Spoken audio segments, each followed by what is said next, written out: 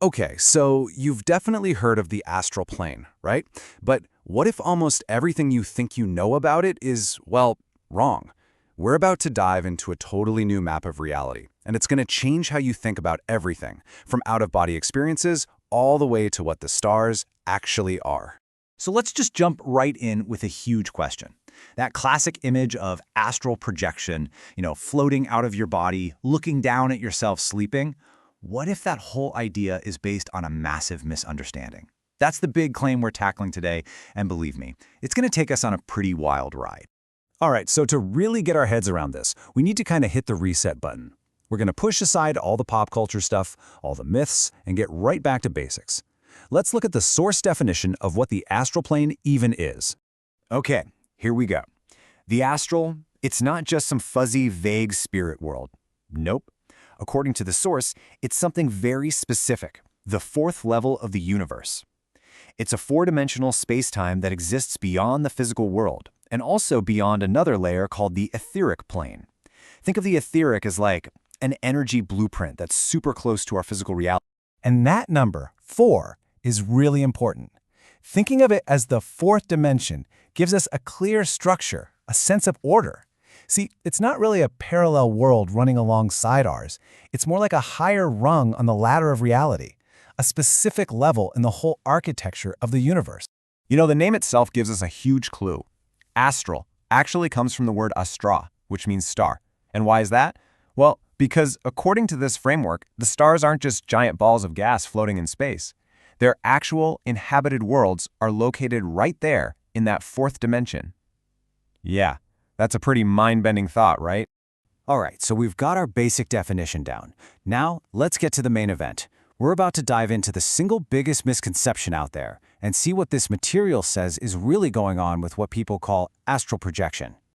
So here it is, the big mix-up, laid out side by side. The common belief is that out-of-body experiences are astral projection, but the reality, according to this source, it's almost always the separation of the etheric body.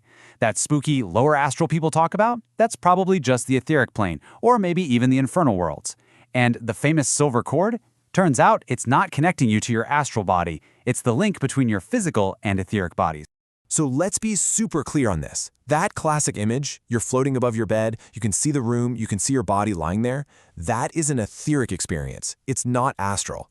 And the reason you can see the physical room is because the etheric body is still so tightly connected to the physical plane. Honestly, this one distinction changes the whole game. Okay, so if what most people call astral projection is really happening on the etheric plane, then what does the full map look like? Let's chart it out and see how these layers of reality actually stack up. And here's the map. It's actually pretty simple. At the bottom, step 1, you've got the physical plane, our everyday 3D world. Right on top of that, step 2 is the etheric plane. The source even calls it the 3.5th dimension. It's like an energetic copy that's woven into the physical. And then only after that, at step 3, do you get to the real astral plane, the true fourth dimension. See? It's a nice, clean, layered structure. So, how do you actually travel between these different planes? Well, the source talks about this really cool mechanism called the assemblage point. The best way to think about it is like a tuner dial for your consciousness. For most of us, that dial is locked onto the physical plane, but if you can learn how to consciously shift it, you can actually change the frequency you're tuned into, and that's what allows you to experience the etheric, the astral, or even dimensions beyond that. But, and this is a big but, here's the catch. While separating your etheric body might happen spontaneously or with a little practice, consciously moving that assemblage point all the way to the true astral plane, that is a whole other level.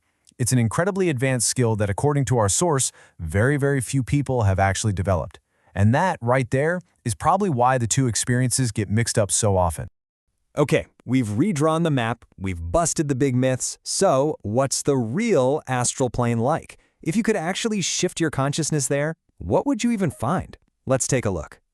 Well, for starters, it's totally unlike anything we experience here. It's a world that's just dominated by feelings and emotions. The environment itself is plastic, almost like clay, and it can be shaped by your thoughts and feelings. We're talking about a place with huge amounts of energy, endless variety, and all these different layers stretching out horizontally and vertically. Now let's really focus on this for a second, because this is probably the most mind-blowing part. In the astral, you don't just feel an emotion, in a place. The emotion is the place. The whole world is described as passive and conductive, which just means it instantly molds itself to whatever emotions are present. Your inner world literally becomes your outer reality. Wild, right? I know. This is a completely different way of thinking about reality. So to help make it all click, the source material gives us this absolutely perfect analogy. Imagine it's all like frequencies on a radio. The physical world and the etheric world are like two radio stations right next to each other on the dial. They're so close that sometimes you get interference, some bleed through, which might be what we interpret as ghostly activity. But the true astral, that's not just the next station over. It's on a completely different broadcast band. It's like switching from FM all the way over to AM radio. It's a whole different reality. And that radio analogy, it just makes perfect sense, doesn't it? It explains exactly why someone in their etheric body can still see their physical room. The frequencies are right next to each other, but the astral body is tuned into a totally different broadcast. So you're not just floating higher up in the same room, you're experiencing a completely different layer of the universe. Which brings us to one last really important idea from this material.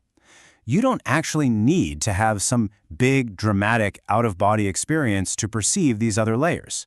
If it's all about frequencies, then it's really about learning how to tune your own perception, your own internal receiver. It's a skill you can develop, not just something that randomly happens to you. And so that leaves us with a final, pretty big question to think about. If our reality is just one station on this massive cosmic radio dial, it kind of makes you wonder, right? What other broadcasts are out there playing right this very second that we just haven't figured out how to tune into yet?